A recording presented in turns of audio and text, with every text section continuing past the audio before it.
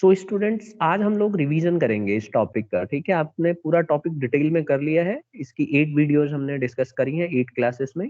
Now आज हम कोशिश करेंगे कि बहुत ही जल्दी से टू द पॉइंट स्पेसिफिक इस सारे टॉपिक को डिस्कस करें। देखिए, सबसे पहले बिजनेस फाइनेंस क्या होता है, हम पहले ही पढ़ चुके हैं कि फाइनेंस होता है पैसा। ठीक है, मनी। और हर एक बिजनेस को पैसा चाहिए होता है बिजनेस में चलाने के लिए। तो बिजनेस फाइनेंस क्या है? तो business finance refers to the money and credit invested और एम्प्लॉयड इन द बिजनेस को। ये वो पैसा है जो क्रेडिट उधार लेके या कहीं से किसी से पैसा लेके और बिजनेस के अंदर लगाया जाए। ठीक है। अच्छा, it is concern with acquisition. देखो, एक्विजिशन का मतलब क्या है कि एक्विजिशन का मतलब है आपने कहाँ से एक्वायर किया, प्राप्त किया, और उसको कैसे आप यूटिलाइज कर रहे हैं डे टू डे नीड्स में, बिजनेस में। इसी को हम बिजनेस फाइनेंस कहते हैं। तो ये वाला पॉइंट बहुत इंपॉर्टेंट है कि it is concern with acquisition, कहाँ से हम प्राप्त कर रहे हैं, and utilization of capital in meeting the financial needs and overall objectives of the business. हमें पता है कि बिजनेस ऑर्गेनाइजेशन के बहुत सारे ऑब्जेक्टिव्स होते हैं। वो सारे ऑब्जेक्टिव्स आप कैसे पूरा कर रहे हैं इन पैसों से, ये सब बिजनेस फाइनेंस कहलाता है। अच्छा, दूसरी बात ये है कि बिजनेस फाइनेंस जो होता है ना, ये बहुत ही इंपॉर्टेंट होता है किसी भी बिजनेस के लिए। माना जाता है कि ये लाइफ ब्लड, जैसे हमारी बॉडी में ब्लड की जरूरत होती है सरवाइव करने के लिए, वैसे ही बिजनेस के अंदर पैसे की जरूरत होती है, और कोई भी बिजनेस इसको विदाउट फाइनेंस सरवाइव नहीं कर सकती। तो बिजनेस को अगर स्मूथली चलना है तो it will require lot of finance. Okay, can we move further now? Divya, Diya, आगे बढ़े। Yes sir. Any doubt? ठीक है। अब हम बात करते हैं नेचर की। देखो, नेचर जब पूछता है ना तो फीचर्स की बात कर रहा है बुक वाला। तो जब भी आपको एग्जाम में आएगा फीचर्स, नेचर्स, तो आपको वही चीज बताना है, फीचर्स। देखिए, इसके क्या फीचर है, बिजनेस फाइनेंस की खूबियां क्या है। पहला, capital and borrowed fund. Business finance में जो है पैसा लगा होता है बिजनेस में चलाने के लिए, और उधार लिया हुआ पैसा होता है। तो ठीक है, तो इट इज बोरोड फंड। तो one of the feature of business finance is it is a capital which can be used for business, and it is borrowed funds where you have raised a lot of money from various sources. Now, what are those sources? Those sources are, you can say debentures, you can say loan from financial institutions, and from other sources. Okay, loan from banks and all. There are a lot of sources which we have already studied.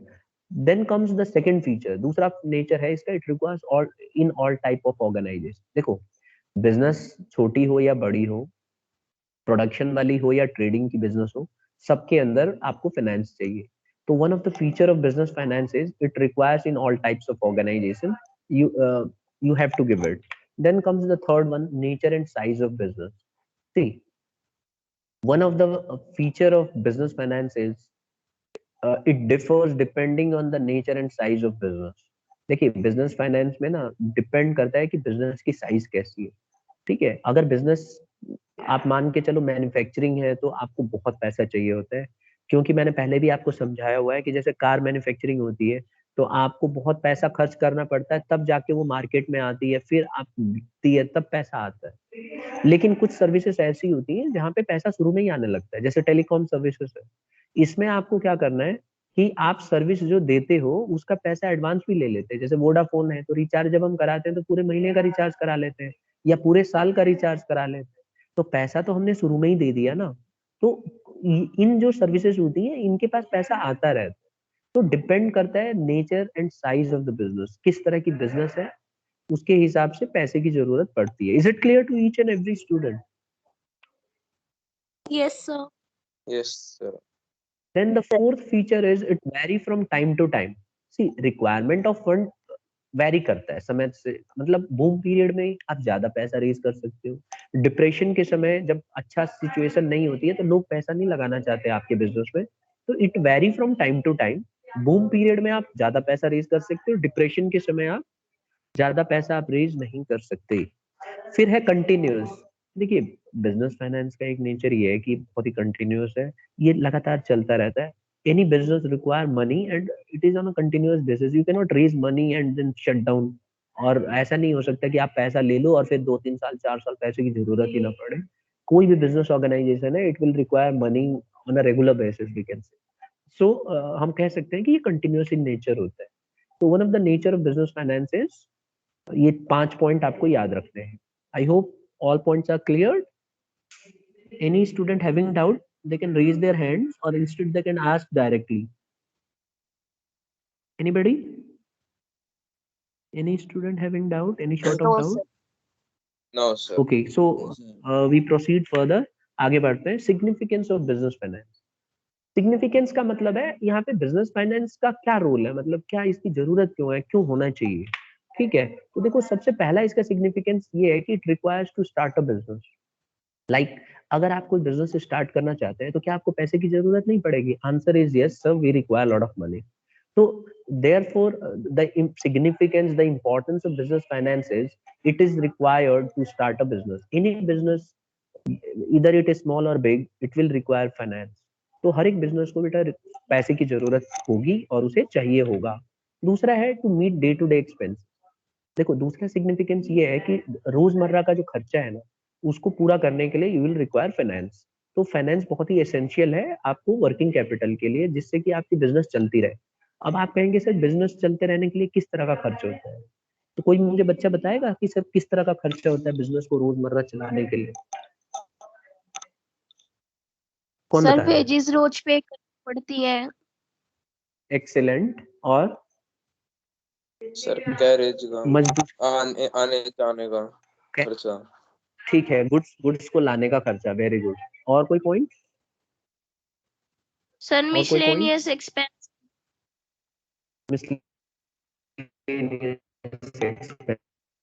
Expenses. तो आप overall ये कहना चाह रहे हो कि sir खर्चा रहेगा, you will require lot of finance. ठीक है, तो डे टू डे खर्चा तो हमें करने के लिए चाहिए. फिर एक तीसरा पॉइंट आता है एक्सपेंशन एंड ग्रोथ. देखिए हर एक बिजनेस को ना, बिजनेस को एक्सपैंड करने के लिए, ग्रोथ करने के लिए पैसे की जरूरत पड़ती है. मॉडर्नाइज करने के लिए, डाइवर्सिफाई करने के लिए. देखो कोई भी बिजनेस ना अपने आप को डाइवर्सिफाई करती है. अगर आप, मैं कोई भी एग्जांपल लूं, जैसे चलो एक एग्जांपल लेते हैं सीडी डीवीडी. ठीक है, आपको याद होगा पहले डीवीडी चलती चलती थी कि नहीं? बोलो हाँ या ना. Yes sir. Yes sir. वो एक वो कैसेट भी चलते थे पहले, अगर आपको याद हो. पहले भी हमने डिस्कस किया था जब मैं ऑनलाइन वैसे रेगुलर क्लास ले रहा था 1 1 घंटे की पिछले लेक्चर्स में, तो मैंने बताया था ना आपको कैसेट चलती थी. शादियों में भी वो रील वाली कैसेट होती थी, उसमें वो टेप लगा रहता था, कई बार टूट जाता था टेप. अब तो खैर देखने को नहीं मिलता मार्केट में, लेकिन आपने देखा होगा जरूर. देखा है किसी बच्चे ने कैसेट यस सर, देखिए जो इसमें रखी रिकॉर्डिंग? हुई. हाँ उसमें भी. हाँ रखी हुई होगी, कईयों के घर में पेरेंट्स ने रखी होगी. तो वो एक्चुअली क्या होता था कि वो ना अगर ज्यादा यूज नहीं करोगे ना तो वो फंस जाती थी रील चलते चलते और वो टूट जाती थी. ठीक है, और अभी मैं आपको ज्यादा समय की बात नहीं है, जब मैं आपको बताऊं एमकॉम करने के बाद जैसे हम लोग एग्जाम से ऐसे तैयारी करते थे ना, तो ऑनलाइन वीडियो जैसे आजकल तो फोन ऑन आ गया है, लेकिन उस समय इतना सब नहीं था. तो जो रिकॉर्डिंग्स होती थी ना कैसेट में मिलती थी, जैसे कोई लेक्चर्स होते थे ना टीचरों के, तो वो उसी में रिकॉर्ड कर देते थे बोल के. अब उनको मैंने पर्सनली 7,000 8,000 का खरीदा और आज घर पे रखा हुआ. वो किसी काम का नहीं है, वो चलता भी नहीं है, और उसको चलाओगे तो रील टूट जाती है. और उसमें बहुत डर लगता था कि भाई वो कभी भी टूट सकता था, तो उसको इतना कॉस्टली पड़ता था. आज की डेट में आप देखो किसी की भी रिकॉर्डिंग होगी आप उसको सेव कर सकते हो. तो ये सारी चीजें नहीं थी. अब बिजनेस ने अपने आप को एक्सपेंड किया. बिजनेस को पता चल गया था कि ये कैसेट वाली जो है आगे फ्यूचर इसका है नहीं. फिर उसके बाद सीडी आई, फिर डीवीडी आई. ठीक है, फिर उसे कन्वर्ट करते करते आप देखोगे पूरा कन्वर्जन हो गया. इसी तरह से आप देखेंगे सीडी की जो टी सीरीज की जो कंपनी थी, उसका ओनर कौन था पता है आपको? जितेंद्र, जानते हो? हीरो, एक पुराना वाला हीरो है जितेंद्र.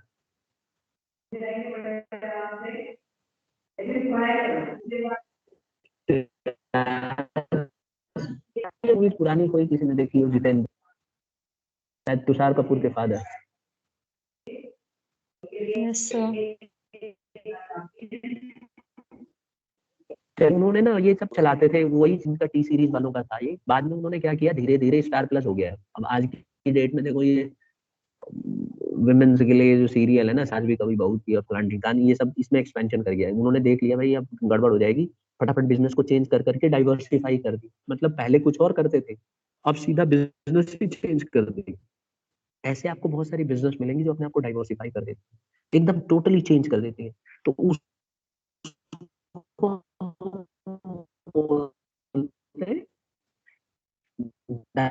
डाइवर्सिफिकेशन। तो इसकी जरूरत ओवरऑल सारे if any business want to purchase fix asset it will require finance. तो ये भी एक सिग्निफिकेंस है कि बिजनेस को बहुत सारा पैसा चाहिए होगा। तो ये देखो 4 सिग्निफिकेंस है। पहला इसको याद रखना होगा आपको, एक तो बिजनेस स्टार्ट करने के लिए, एक डे टू डे एक्टिविटी के लिए, रोजमर्रा के खर्चे के लिए, तीसरा है मॉडर्नाइज करने के लिए, बिजनेस को अगर आपको मॉडर्नाइज करना है, एक्सपैंड करना है, डाइवर्सिफाई करना है उसके लिए, और एक और है फिक्स एसेट्स खरीदने के लिए। Whenever you want to purchase fix asset you will require huge money and that can be raised with the help of that can be used from business finance. तो ये है हमारे 4 significance. Is it clear to each? Let me know. Point clear है बेटा Yes. सबको? Yes, sir. ठीक है, अब हम आ जाते हैं फाइनेंशियल नीड्स ऑफ बिजनेस। देखिए सबसे पहले पैसा जो हमें चाहिए होता है ना, नीड होती है जो पैसे की, ये किस तरह की होती है?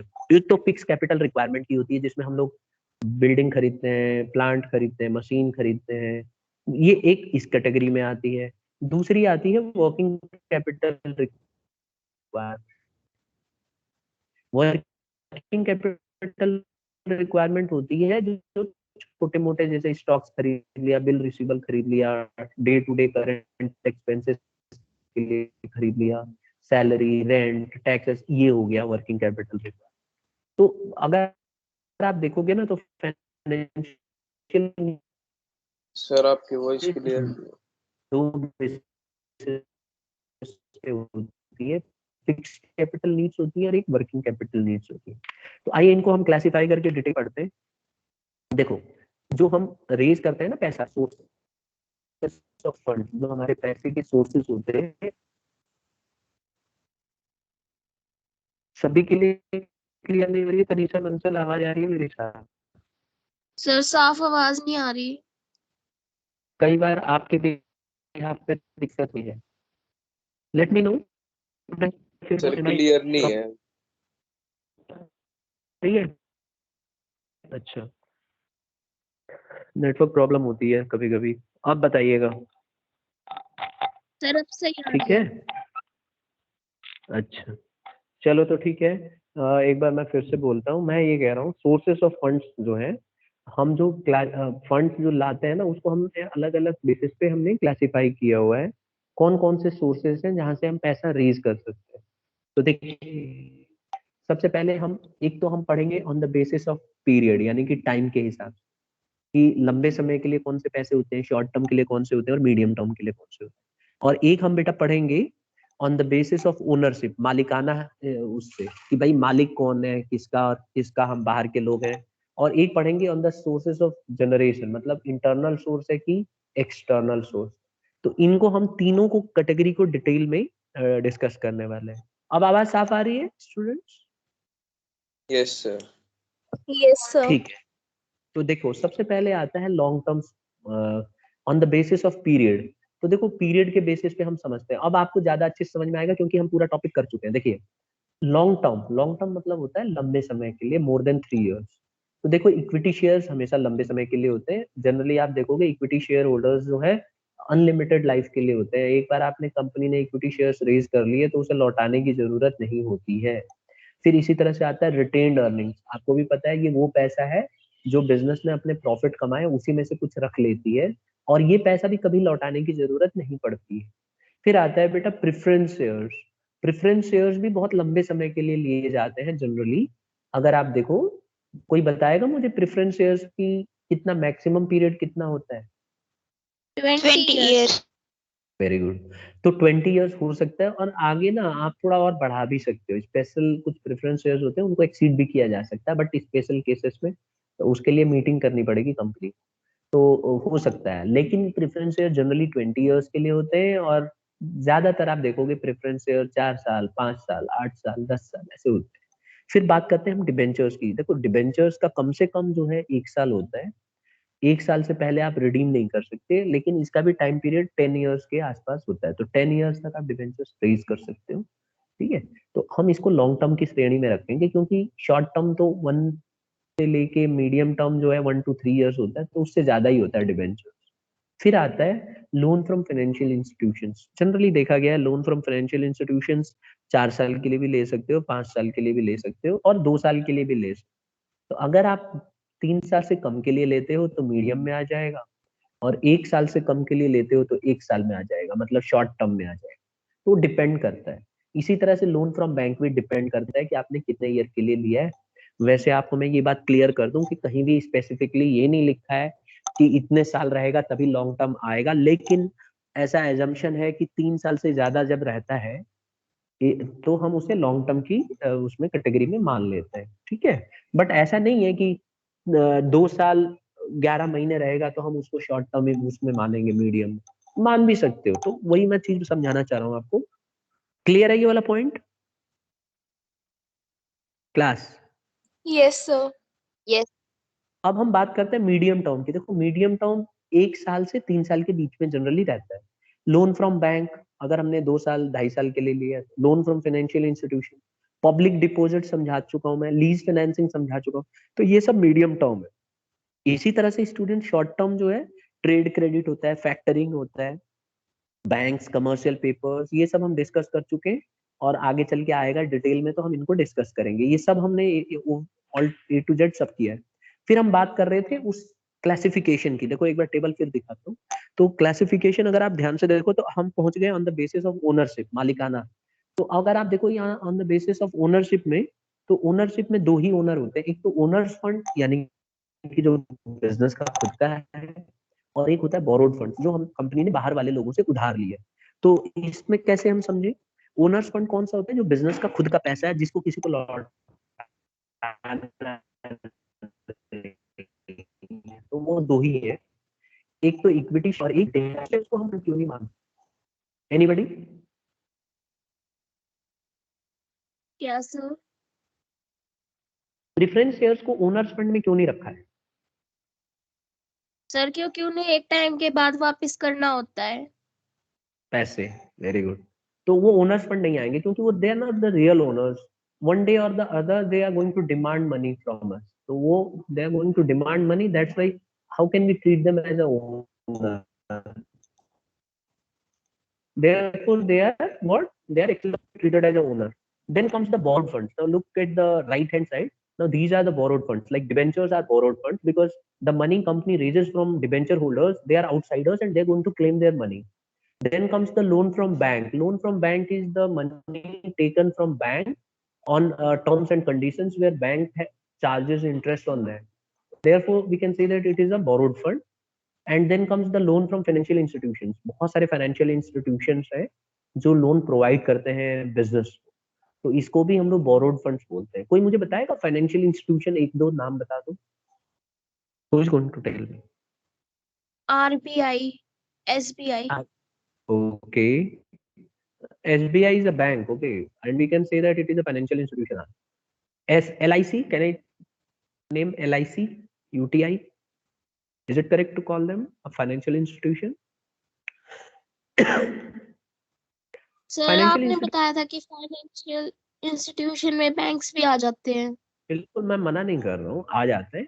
LIC हो गया, ये फाइनेंशियल इंस्टीट्यूशन है क्योंकि LIC का आप देखोगे लोन वगैरह देता है। बैंक्स जितने भी हैं सब फाइनेंशियल इंस्टीट्यूशंस की श्रेणी में आते हैं, ठीक है। लेकिन अगर कभी आपसे कोई पूछे ना फाइनेंशियल इंस्टीट्यूशंस, तो कोशिश करो LIC, UTI, मतलब इनको पहले प्रेफरेंस, ठीक है। इनका काम ही यही होता है, दीज आर द इंस्टीट्यूशंस, ये पैसा देते हैं। अच्छा, फिर आप पब्लिक डिपॉजिट्स। पब्लिक डिपॉजिट्स भी बोरोड फंड्स है। जब कंपनी को पैसे चाहिए होते हैं ना, तो बैंक के थ्रू पब्लिक से पैसे रेज कर सकती है। ये काफी रिस्की माना जाता है, आगे चल के डिटेल में आएगा तो मैं बताऊंगा।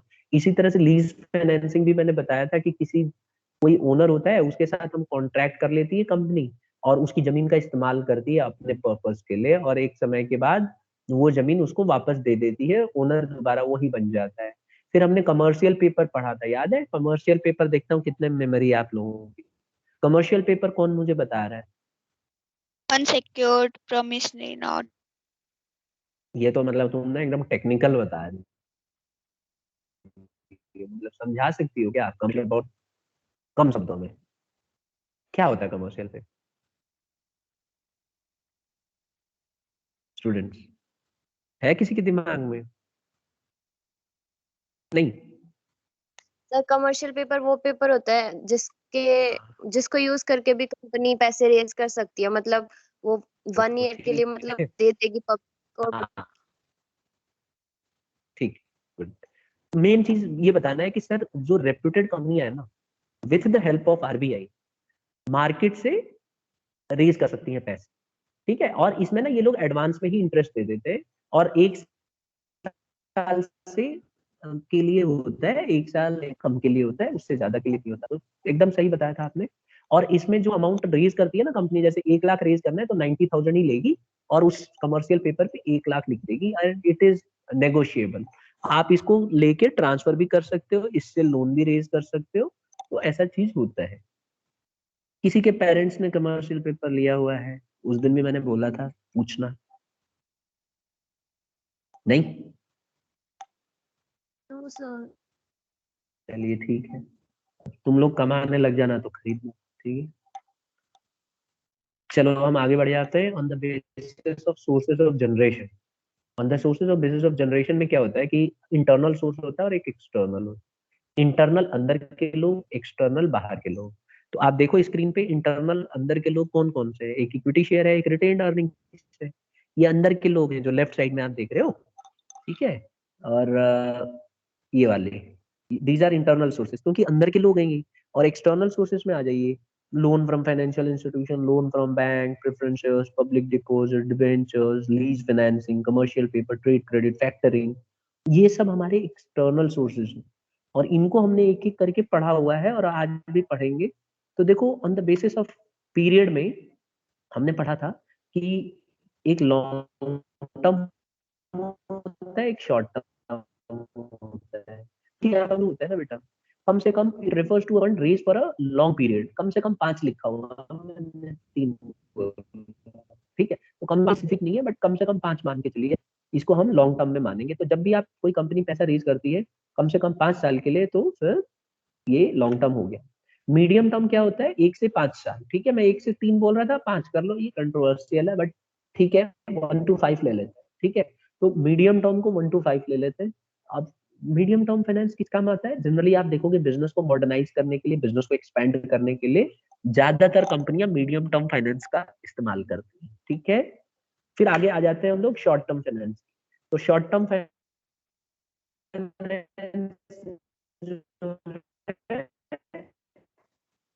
एक साल या उससे कम के लिए, मटेरियल खरीदना है। एक स्टूडेंट ने बताया था मुझे कि सर वेजेस के लिए, सैलरी के लिए, रेंट के लिए, तो एकदम सही आंसर था। तो ये आपको समझ में बेसिस ऑफ पीरियड बेटा, बोलो हाँ या ना, यस बोलो। सर। तो तनीषा मुझे बता दो बेटा जल्दी से, on the basis of period में कौन से 3 पीरियड है, कैसे उसको क्लासिफाई करेंगे आप? Sir short term, medium term and long term. ठीक, सर एक से शॉर्ट टर्म, कम हो तो शॉर्ट। हाँ सर एक से कम हो तो शॉर्ट टर्म, 1 से 5 के बीच में हो तो मिडिल मिडिल टर्म, और 5 से ज्यादा हो तो लॉन्ग टर्म।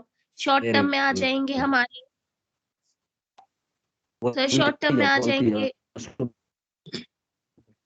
तो शॉर्ट टर्म में लोन फ्रॉम फाइनेंशियल इंस्टीट्यूशन और short term loans from bank, और मीडियम टर्म में लीज फाइनेंसिंग और कमर्शियल पेपर, और सर लॉन्ग टर्म में equity shares and preference shares, debentures etcetera.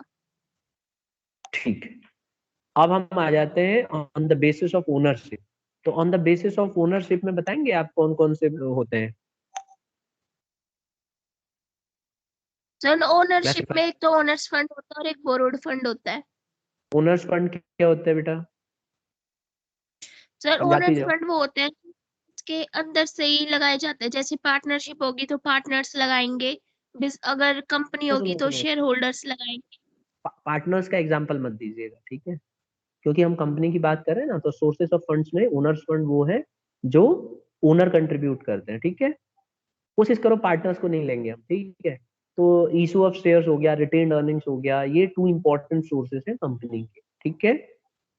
Clear है? Yes sir. अच्छा, दूसरा आता है बोरोड फंड्स। इसको भी समझाइए बेटा जल्दी जल्दी, फटाफट, अच्छा सा। बोलो बोलो। सर बोरोड फंड में हम ऐसे फंड्स को लेते हैं जो हम किसी से बोरो करते हैं, लाइक लोन्स, और किसी और, अगर हम पब्लिक से बोरो करें तो पब्लिक डिपॉजिट और डिबेंचर्स भी इसका एग्जांपल हो सकता है। और कमर्शियल बैंक भी, कमर्शियल बैंक हो सकते हैं, ठीक है, कमर्शियल बैंक जैसे बैंक हो गया, ठीक है। अब देखो फीचर बोरोड फंड्स मैं समझा देता हूँ जल्दी। फीचर्स ऑफ बोरोड फंड्स में बोरोड फंड्स की खूबियां क्या है? पहली बात तो ये है कि बोरोड फंड्स हमेशा फिक्स पीरियड के लिए लिया जाता है, जैसे 4 साल, 8 साल, 6, ठीक है। दूसरा है फिक्स इंटरेस्ट होता है। अगर बिजनेस को लॉस भी हो रहा होगा ना, तब भी आपको बोरोड फंड्स पे इंटरेस्ट देना ही पड़ेगा, ठीक है। इक्विटी शेयर में नहीं देना पड़ता, लेकिन बोरोड फंड्स की सबसे बड़ी प्रॉब्लम यही है कि you have to pay the interest even though you are suffering a loss. तीसरा है चार्ज ऑन एसेट्स। जब भी आप बोरोड फंड्स लेते हो तो आपको गिरवी रखना पड़ता है एसेट। जैसे अगर आप कोई बहुत पैसा ले रहे हो उधार, तो आपको बिल्डिंग या कोई फर्नीचर या जो भी है, मतलब आपको गिरवी रखना पड़ेगा। और चौथा पॉइंट है no sharing of controlling management. आपको कंट्रोल जो है शेयर नहीं करता है, मतलब आपका जो बिजनेस पे होल्ड है, कंट्रोल है, वो कोई उसको यूज नहीं करेगा। मतलब एक तरह से वो बीच में भागीदारी नहीं दिखाएगा, जैसे इक्विटी शेयर्स में होता है ना। इक्विटी शेयर्स में वो लोग आगे अपना वोटिंग राइट होता है, लेकिन जो डिबेंचर होल्डर्स होते हैं या फाइनेंशियल इंस्टीट्यूशंस होते हैं, वो भागीदारी नहीं निभाते। अब आ जाता है classification on the basis of generation. कौन बता रहे हैं, कौन से हैं? 3 2। सर इंटरनल सोर्स और एक्सटर्नल सोर्स। Very good. तो इंटरनल सोर्स वो होते हैं जो अंदर से पैसे लगे होते हैं विद इन द ऑर्गेनाइजेशन। आप बोलोगे सर क्या है, तो मैं बोलूंगा सर ये इक्विटी शेयर्स हैं, रिटेन्ड अर्निंग्स हैं, ठीक है। एक्सटर्नल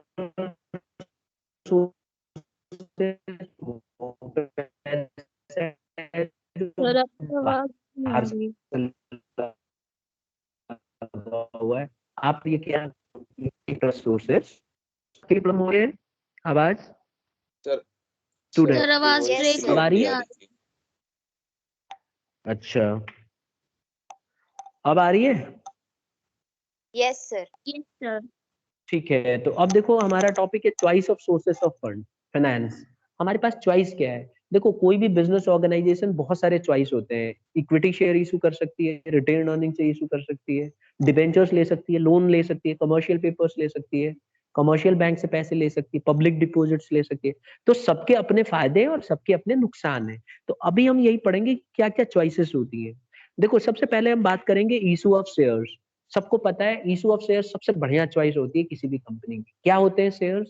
शेयर्स एक ऐसा डिनोमिनेशन होता है जब कंपनी को पैसे रेज करने होते हैं, तो स्मॉल टुकड़ों में, छोटे टुकड़ों में पैसे रेज कर सकती है, और ये होते हैं शेयर्स।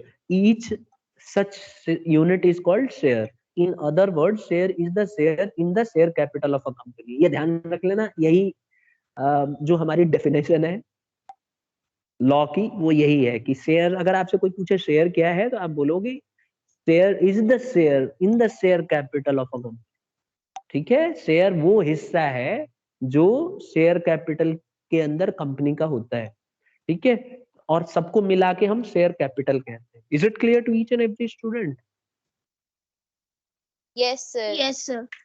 अब देखो जो लोग सब्सक्राइब करते हैं, मतलब जो लोग इसको खरीदते हैं, जैसे मान लो आप हो गए, मैं हो गया, अगर हम लोग शेयर खरीदते हैं ना मार्केट से, तो हम लोग शेयर होल्डर कहलाएंगे। तो जो लोग शेयर्स खरीदते हैं वो लोग शेयर होल्डर्स कहलाते हैं, और वो कंपनी के ओनर बन जाते हैं, ठीक है। और हम लोग बोलते हैं कि shares are also described at ownership security. तो कई लोग ना शेयर्स को ओनरशिप सिक्योरिटी बोलते हैं, क्योंकि आपका मालिकाना हक होता है उसको, ठीक है। अब हम बात करेंगे शेयर्स कितने तरह के होते हैं। देखिए शेयर्स 2 तरह के होते हैं, एक होता है इक्विटी शेयर और दूसरा होता है प्रेफरेंस शेयर्स।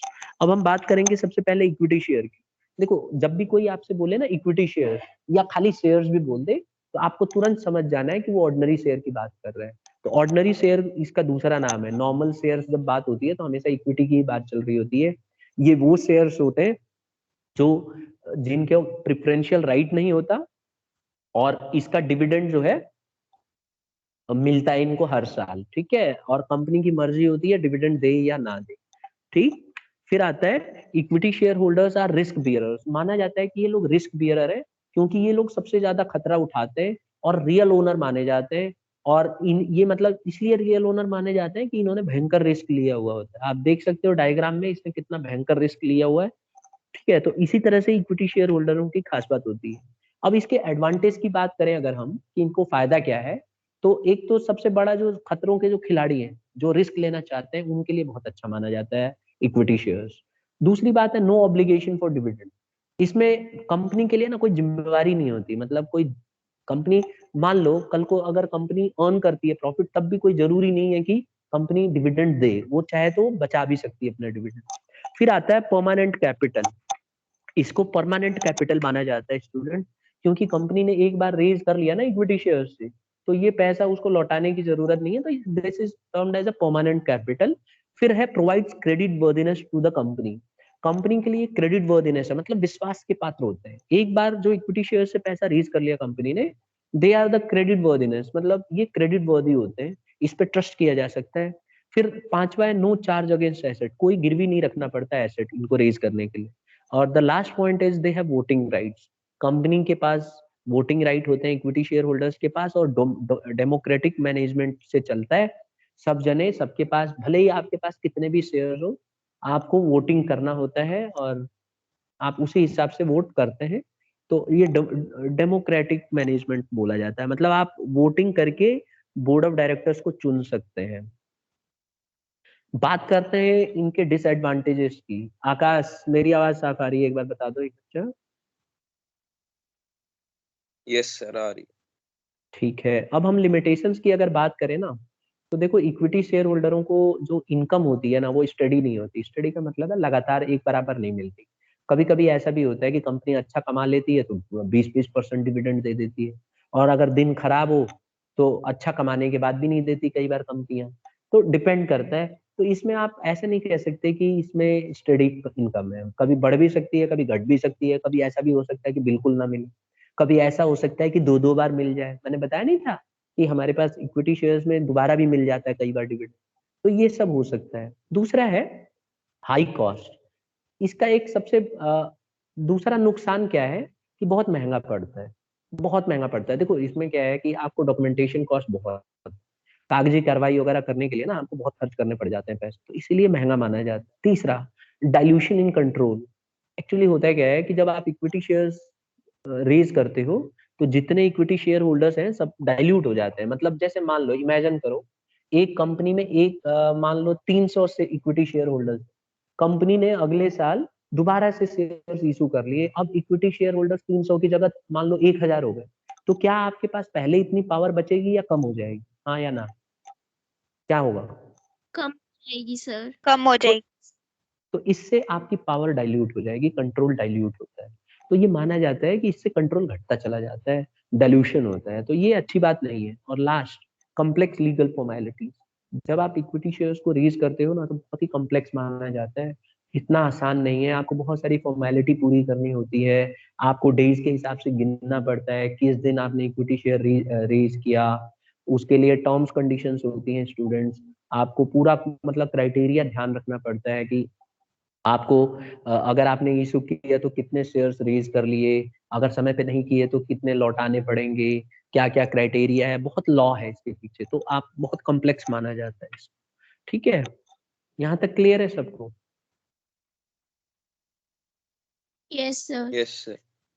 अब हम बात करेंगे दूसरे टाइप ऑफ शेयर्स की, प्रेफरेंस शेयर्स। देखो हमने डिस्कस किया था कि दो तरह के शेयर्स होते हैं, एक इक्विटी एक प्रेफरेंस। प्रेफरेंस शेयर्स वो शेयर्स होते हैं जो जिनके पास प्रेफरेंशियल राइट होता है, मतलब इनको ज्यादा प्रेफरेंस दिया जाता है, इनको ज्यादा तवज्जो दिया जाता है। ठीक है, अगर मान लो कंपनी को पहले डिविडेंड अनाउंस देना है, तो पहले प्रेफरेंस शेयर होल्डर को दिया जाएगा इंस्टेड ऑफ इक्विटी। पहले प्रेफरेंस को देंगे फिर इक्विटी को देंगे, तो इसीलिए बोलते हैं कि ये इनके पास प्रेफरेंस ज्यादा होता है, इनके पास प्रेफरेंशियल राइट होता है डिविडेंड मिलने का। अच्छा, दूसरी बात ये है कि इनका रेट भी फिक्स होता है। जब आप प्रेफरेंस शेयर खरीदते हो ना, तो आपको पहले ही डिविडेंड का रेट तय कर दिया जाता है कि 10% या 15%, तो आपको उसी के हिसाब से आपको डिविडेंड मिलता है। तो ये है। अच्छा, दूसरी बात ये है कि during the continuance of the company and repayment of capital in the winding up of a company, जब कंपनी वाइंड अप होती है तब भी ये क्राइटेरिया देखा जाता है स्टूडेंट्स। ठीक है, अब आ जाता है right to get the dividend first. देखो प्रिविलेजेस क्या होते हैं, प्रेफरेंस शेयर्स के प्रिविलेजेस ये हैं कि right to get the dividend first at fixed rate. तो इसमें डिविडेंड मिलने का जो राइट है अगर आप देखोगे इसमें डिविडेंड पहले मिलता है, प्रेफरेंस शेयर होल्डरों को पहले डिविडेंड मिलता है, ये तो मैं बता ही चुका हूँ फिक्स रेट पे। फिर दूसरा है रीपेमेंट ऑफ कैपिटल, अगर पैसे लौटाने हैं, मान लो कल को कंपनी बंद हो रही है, वाइंड अप हो रही है, तो पहले प्रेफरेंस शेयर को पैसे लौटाए जाएंगे, ना कि इक्विटी। तो इसीलिए इनको पहले पैसे लौटाया जाता है, बट ये ध्यान रखना पहले डिबेंचर होल्डर को लौटाता है फिर प्रेफरेंस को। बट हम प्रेफरेंस की पढ़ रहे हैं तो हम यही बोलेंगे कि इक्विटी के मुकाबले प्रेफरेंस को पहले पैसा लौटा दिया जाता है। यहां तक क्लियर है स्टूडेंट? सर इनके प्रेफरेंशियल राइट्स में वो पॉइंट ऐड कर सकते हैं जो आपने बताया था, इनके लिए एक स्पेशल लॉ भी बना हुआ है कि अगर इनको 2 साल पैसे नहीं मिलते तो ये इनके पास वोटिंग राइट आ जाता है। बिल्कुल, मेरिट्स में कर सकती हो, 100% कर सकती हो। इंस्टेड आप कर देना इसको, ठीक है। और लगातार नहीं है, मैंने ये भी बताया था ना, अभी अमेंडमेंट हुआ, अभी मतलब एक साल हो रहा है, अमेंडमेंट अभी हुआ है। पहले एक्चुअली ये था कि लगातार 2 साल था। अभी क्या हुआ, कोर्ट में कोई केस गया, ठीक है, अब उसमें सुप्रीम कोर्ट का नया वर्डिक्ट आ गया। मैं अभी पढ़ रहा था एक दिन, मैंने बताया भी था, शायद डिस्कस किया था। पहले ऐसे था ना कि लगातार जो कंपनी 2 साल डिविडेंड नहीं देती थी ना, तो वो दूसरे साल लगातार, जो दूसरा साल होता था लगातार, तब जाके प्रेफरेंस शेयर के पास ये अधिकार आ जाता था। तो कंपनियां बड़ी चालाकी से क्या करती थी कि लगातार 2 साल डिविडेंड होने ही नहीं देती थी, और कई बार कर देती थी ऐसे ही डिसऑनर। तो ऐसे में एक किसी ने केस कर दिया कि भाई ये तो गलत है। तो कोर्ट ने बोला कि भाई बात तो सही है, लगातार से क्या मतलब है, आप बस 2 बार अगर डिसऑनर करोगे तब भी आप उसी उसमें आ जाओगे, उसके पास वोटिंग राइट आ जाए, ठीक है। तो अभी आप जब नोट्स में लिखना ना, तो लिख देना कि वन ऑफ द मेरिट, चलो मैं बता ही देता हूँ, आप लिख लेना कि इनको जो है, if the company is not able to pay dividend for 2 or more than 2 years, then they will have to the preference shareholders will get automatic voting right. Is it clear now?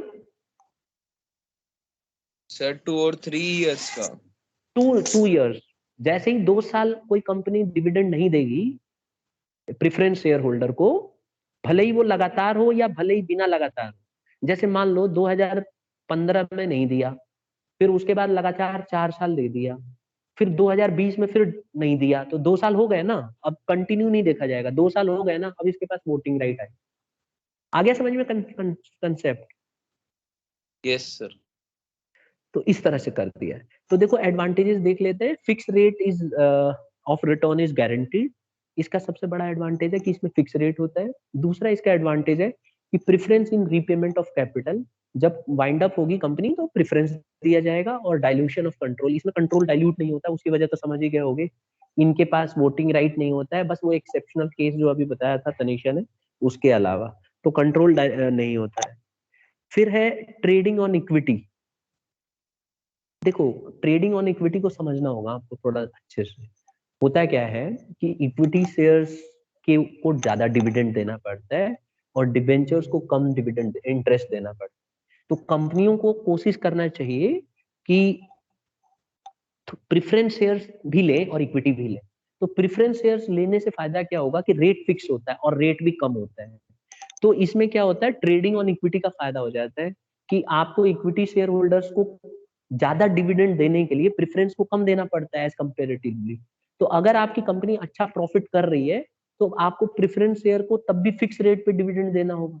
तो इससे आप काफी पैसा अपना बचा पाओगे और वही पैसा आप इक्विटी शेयर होल्डर को दे सकते हो। तो इसको बोलते हैं ट्रेडिंग ऑन इक्विटी, यानी इक्विटी शेयर होल्डर्स इंजॉय करते हैं ज्यादा पैसा, जो कि बहुत एडवांटेज सिचुएशन मानी जाती है। इसीलिए कंपनी प्रेफरेंस शेयर को भी रेज करना चाहती है इक्विटी के। Is it clear now?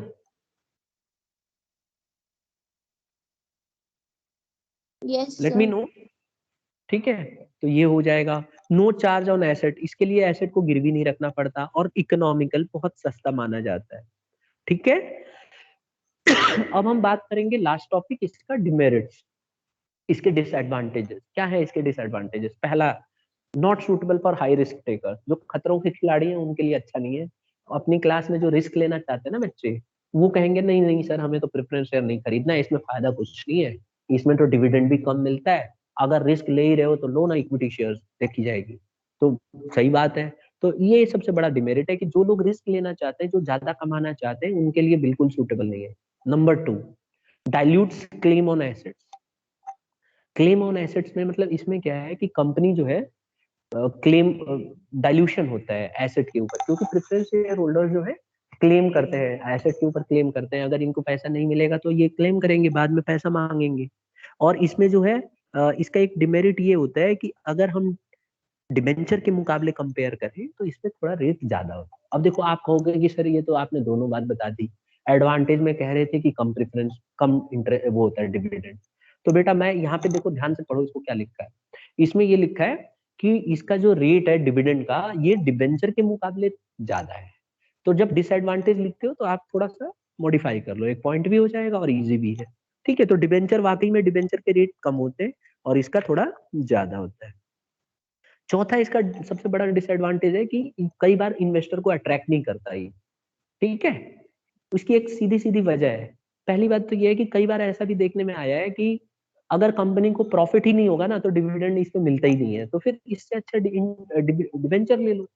कई लोग कहते हैं डिवेंचर ही ले लो ना फिर, क्योंकि लॉस में भी मिलता है उस पर इंटरेस्ट, तो इतना रिस्क जब ले ही रहे हैं तो थोड़ा सा कम करके इंटरेस्ट और डिवेंचर ले लो। तो इस पे ज्यादा लोग रुचि नहीं दिखाते। और लास्ट पॉइंट है, इस पे टैक्स का बेनिफिट नहीं मिलता। अगर आप डिवेंचर में देखो ना तो आपको टैक्स का बेनिफिट मिलता है।